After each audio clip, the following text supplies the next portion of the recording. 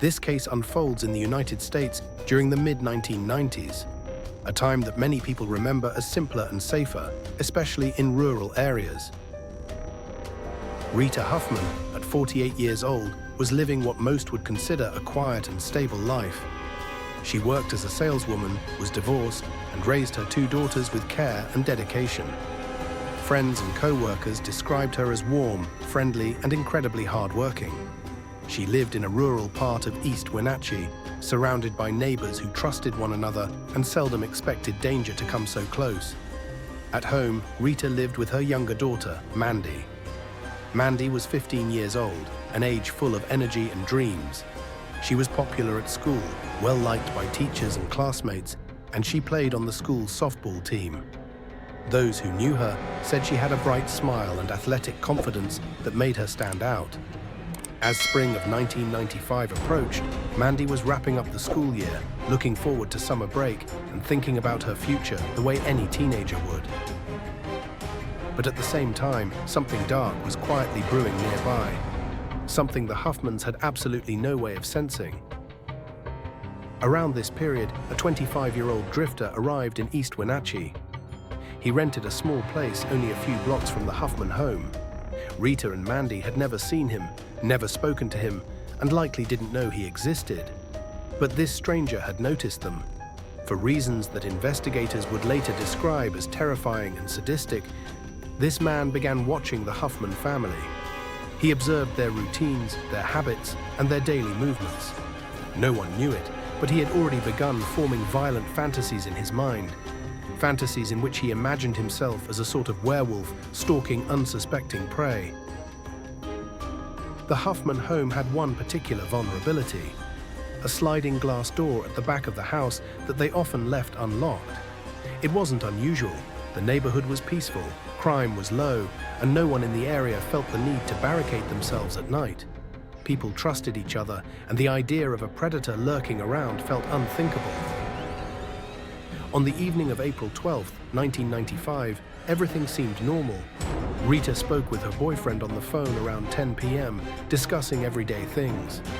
According to him, nothing felt strange in her voice, no hint that anything was wrong. Tragically, it would be the last time he ever heard from her. Sometime after 11 p.m., as the mother and daughter settled in for the night, the intruder set his horrifying plan into motion. He approached the back of the house, slid open the unlocked door, and quietly slipped inside under the cover of darkness. The neighborhood remained silent. No one heard unusual noises, and no one could have imagined that a nightmare had begun inside the Huffman home. Rita was in the living room when the masked intruder suddenly confronted her. Wearing a ski mask and holding a knife, he ambushed her before she could scream. The violence was immediate and overwhelming. He stabbed her repeatedly, at least 31 times, aiming for her chest and neck. There was no time for defense, no chance to escape. With Rita dying, the killer then headed upstairs. But Mandy, unlike her mother, saw him before he could launch a surprise attack. Terrified but brave, she fought back. Defensive wounds on her body later showed just how desperately she tried to survive, but the attacker was stronger. He stabbed her several times in the chest and neck, similar to her mother. The fatal strike came when he brutally hit her skull with a baseball bat. What followed next was so depraved that even seasoned investigators struggled to comprehend it. After killing both mother and daughter, the intruder remained in the home for nearly 2 hours. During that time, he carried out acts of mutilation that the medical examiner later described as among the worst they had ever seen. Mandy's body showed signs of horrific assault after death. The killer used the baseball bat again in unspeakable ways, and then used a knife to mutilate her torso. Some investigators believed he consumed her blood. He cut tissue from her private area and draped it across her face. The brutality appeared ritualistic, reflecting a disturbed fantasy more than a spontaneous act of violence. Rita's body was mutilated as well, although the killer did not assault her in the same way he did Mandy.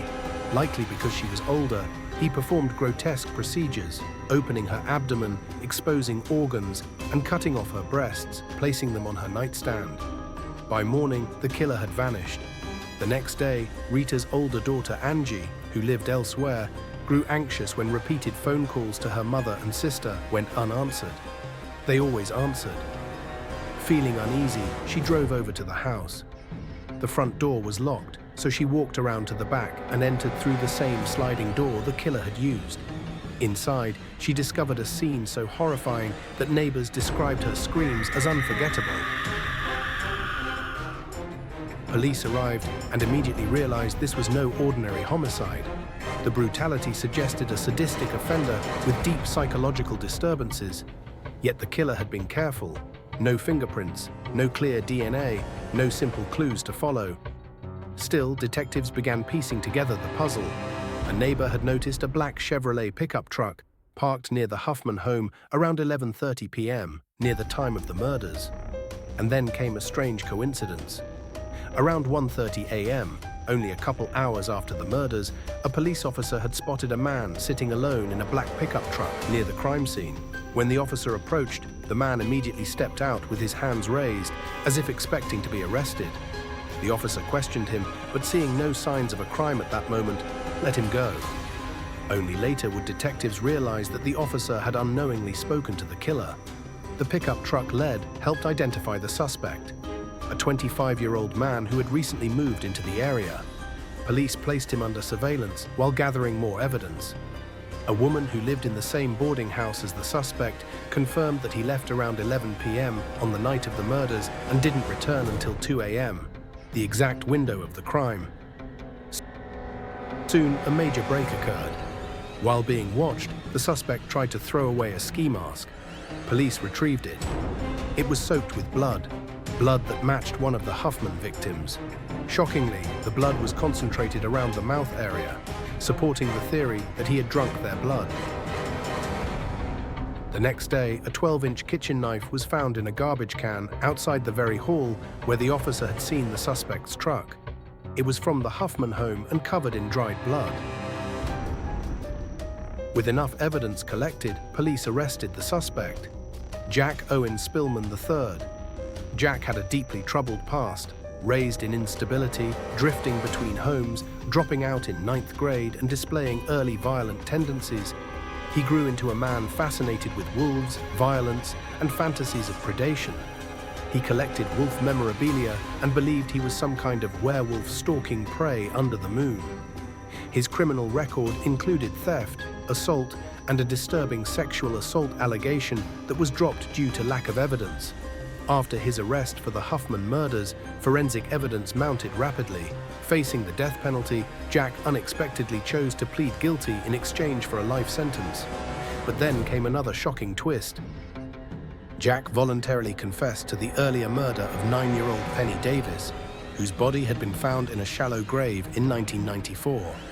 Police had suspected him, but never had proof. The similarities in posing, mutilation, and behavior linked the crimes unmistakably. On April 30th, 1996, Jack pleaded guilty to 3 counts of first-degree murder. He received life without parole plus 115 additional years, ensuring he would never walk free. Throughout the process, Jack showed no emotion, no apology, no acknowledgement of the suffering he caused. Investigators later described him as a sadist who took pride in his acts and enjoyed the notoriety. Today, Jack Spillman remains in prison, forever remembered as the Werewolf Butcher, a man whose fantasies of hunting and domination led to some of the most horrifying murders in US history. If you enjoy true crime content, don't forget to subscribe. Global Dark Crimes brings you cases from around the world. More videos are on the way.